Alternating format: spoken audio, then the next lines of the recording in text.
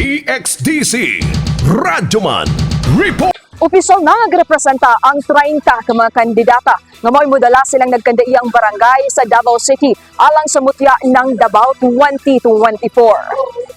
Lain-lain nga mga kaagi, storya og mga adbokasiya ang ilang gipasundayag nga buot nilang ipabati sa katawhan. Aron matud pa madunggan ilang tingog alang silang tinguha sa pagpalambo sa syudad. Sa interview sa DXDC RMN Davao kang Mutya No. 3, Hannah Maj Picco gikan sa barangay Kabatan-onang, iyang gibutyag nga gamito niya ang iyang pagka-plus size woman aron ipakita sa katawhan nga your size doesn't make you any less. That it is not our bodies that define us, but it is what we do as a woman, who we are, and what we can do for society.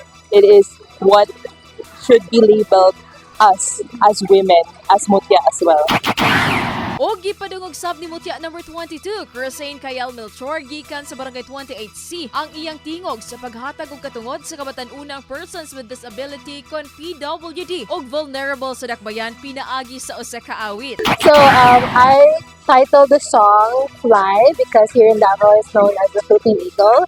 So it goes like, hand in hand we will rise to the edge of the sky.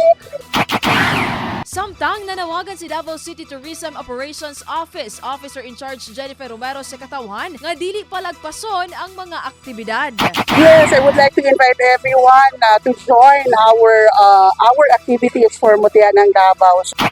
Kinsa sa mga maanyag, maalamon o adunay gugma silang adbokasiya ang makoronahan isip ang sumusunod nga Mutya ng Davao 2024. Kani ang atangi mga kasama sa DXDC 621 RMN Davao. Live gikan dire sa Mutya ng Davao 2024 press presentation. Kasama mo sa balita o serbisyo publiko. Radyoman ID Parido, Tatak, RMN.